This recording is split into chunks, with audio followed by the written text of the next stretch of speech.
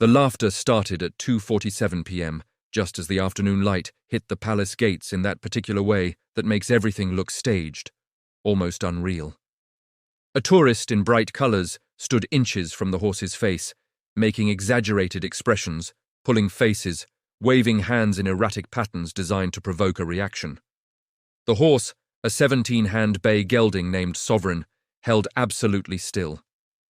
But the guard sitting atop him noticed something the crowd did not. The subtle shift in the animal's breathing, the microscopic tension gathering in muscles trained for ceremonial perfection. This was the moment before everything changed, though no one watching could have known it yet. Every royal guard knows the unwritten hierarchy of their world. The horse comes first, always. Because without the horse there is no ceremony, no tradition, no silent display of controlled power that has endured for centuries. The guard, Lance Corporal James Whitmore of the Blues and Royals, had been posted at this exact location for 3 hours and 12 minutes. His training had prepared him for weather, for fatigue, for the constant flash of tourist cameras and the occasional inappropriate question shouted from safe distances. But nothing in the manual covers the exact moment when disrespect crosses from ignorant enthusiasm into something that threatens the animal under your command. The tourist, a man in his mid-30s wearing a football jersey and designer sunglasses, had started with selfies, then graduated to gestures, and now had moved into what could only be described as deliberate provocation. His friends were filming, encouraging him, laughing at each escalation. "Come on, make the horse do something," one of them shouted, their accent placing them from somewhere distant, somewhere that didn't understand that some things are not entertainment. Whitmore's jaw tightened imperceptibly behind his chin strap.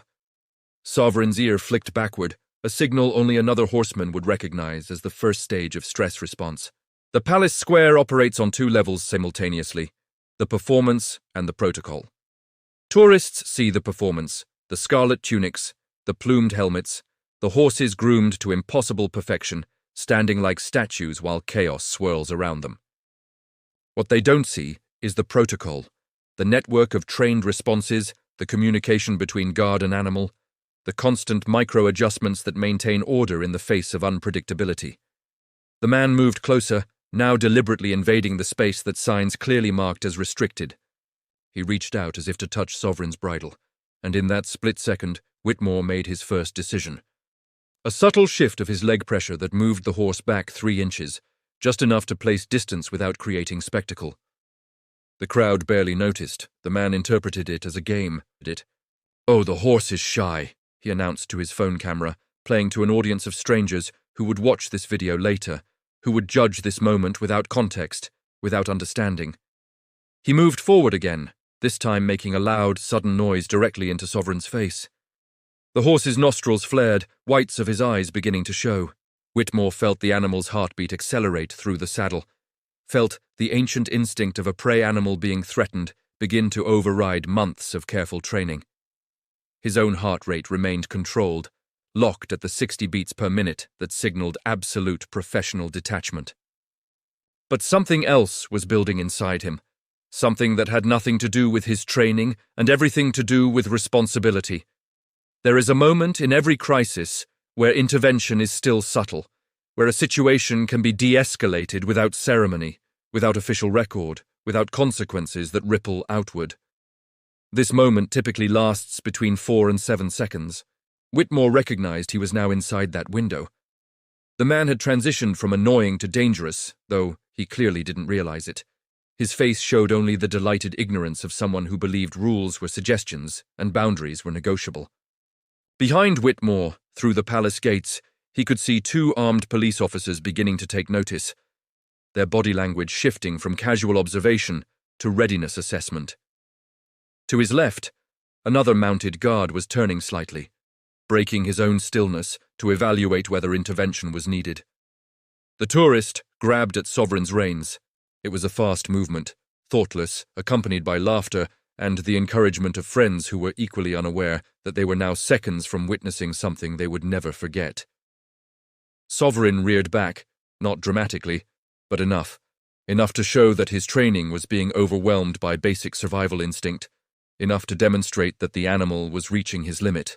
The crowd gasped, then went silent in that particular way that indicates shock, mixing with the sudden understanding that entertainment has become something else entirely.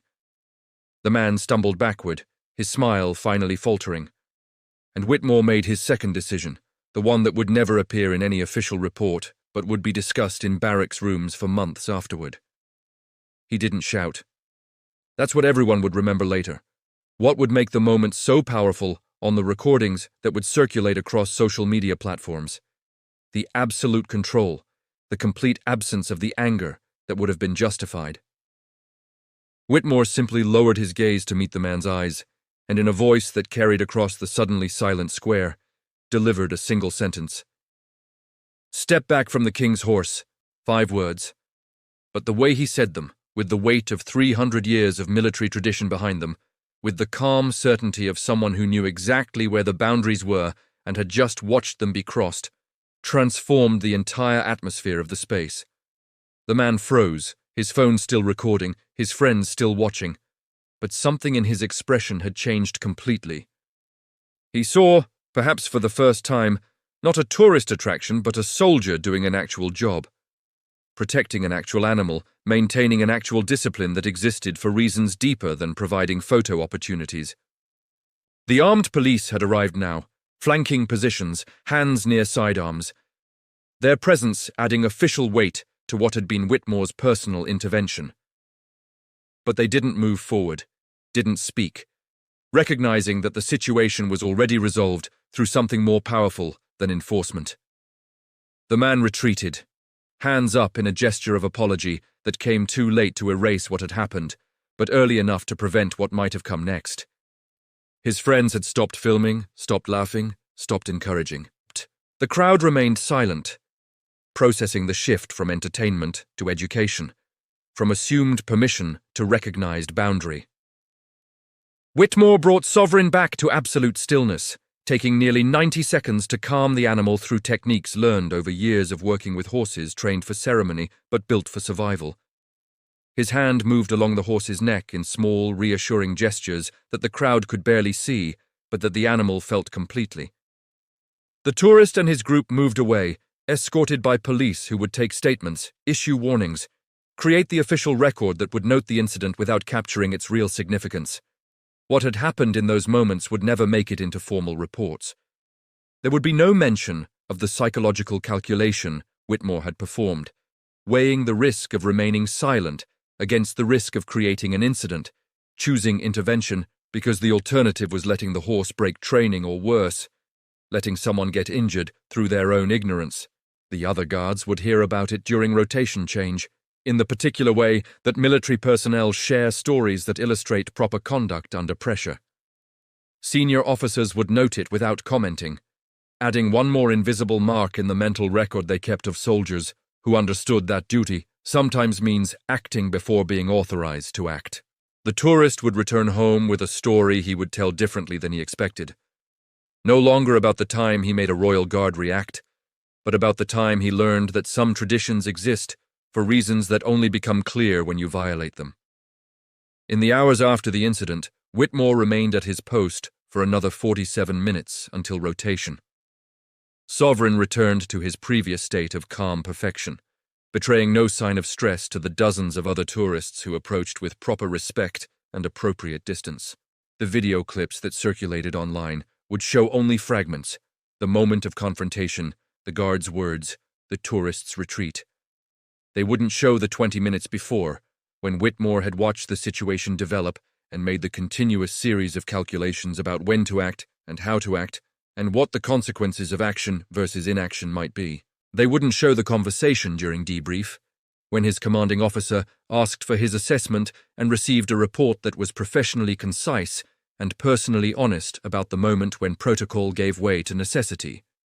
They wouldn't show Sovereign receiving extra attention from stable staff that evening, the careful examination for any signs of stress injury, the quiet acknowledgement among those who work with ceremonial horses that sometimes the ceremony asks more of the animals than it should.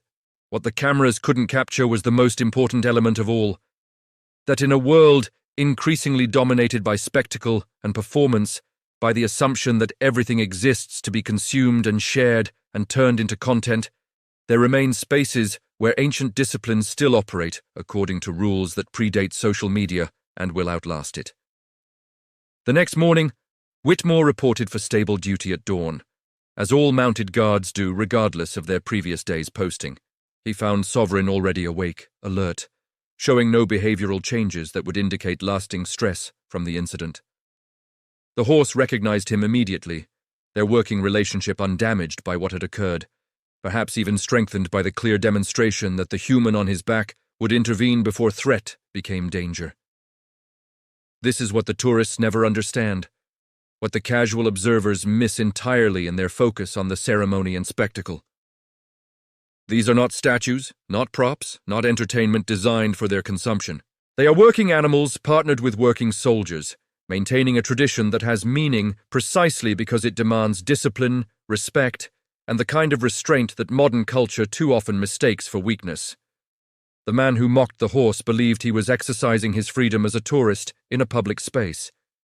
What he failed to recognize until too late was that freedom exists within frameworks of mutual respect, and those frameworks are maintained by individuals willing to defend boundaries even when doing so means breaking their own silence. Whitmore would return to his duties, rotate through his assignments, eventually move on to other postings in a military career that would include far more significant moments than one afternoon at the palace gates. But he would remember this incident not because it was dramatic, but because it illustrated the fundamental truth of his profession, that sometimes the most important thing a soldier does is the thing that prevents something worse from happening, the intervention that stops a situation before it becomes a crisis, the word spoken at precisely the right moment to remind everyone watching that some lines exist for reasons deeper than convenience. The tourist's video gained attention online, as such things do, spreading through networks of sharing and commentary that transformed a personal incident into a collective moment of reflection. Some viewers criticized the guard for speaking at all, claiming he broke protocol. Others defended him, arguing that protection of the animal justified the intervention. Most simply watched, absorbed the moment, and moved on to the next piece of content in their endless feeds. But for those who understood what they were seeing, former military personnel, equestrians, people who have worked in situations where discipline and discretion are essential, the video represented something more significant than viral entertainment. It showed the moment when a trained professional recognized that his duty to the animal under his command superseded his duty to remain silent and made the calculation that intervention was worth the risk of consequences. The palace never issued a formal statement about the incident. The tourist never faced charges, though he did receive a formal warning about respecting ceremonial boundaries. Sovereign continued his service, performing his duties with the same precision he had shown before, unbothered by the brief moment when his training nearly gave way to instinct. And Whitmore returned to the work he had chosen, the careful balance of tradition and pragmatism, of ceremony and function, of remaining invisible until the moment when invisibility means allowing something wrong to continue unchallenged. In the end, the most important aspects of the story are the ones that can never be filmed, never fully explained to those who weren't there, never reduced to a viral moment or a clever caption. The decision made in silence. The responsibility accepted without being asked. The understanding that sometimes the most powerful response is not the dramatic one, but the controlled one, the measured one, the one that reminds everyone watching that dignity and discipline are not weakness, but the highest form of strength. That is what the 1 second changed. Not the tourists' behavior, though that changed too. Not the crowd's perception, though that shifted as well. But the reminder, delivered with 5 words and absolute conviction, that some things remain sacred, not because they are religious or mystical, but because they represent the agreement between human and animal, between soldier and duty, between individual choice and collective tradition. The horse stands at the gate. The guard sits in the saddle, and the world watches, learning or not learning, respecting or not respecting, understanding or missing entirely that what they are seeing is not a performance at all.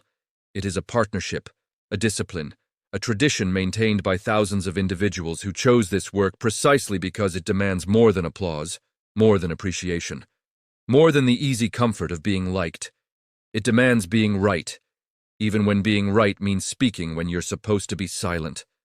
Even when the cameras are rolling, even when the world is watching, especially then.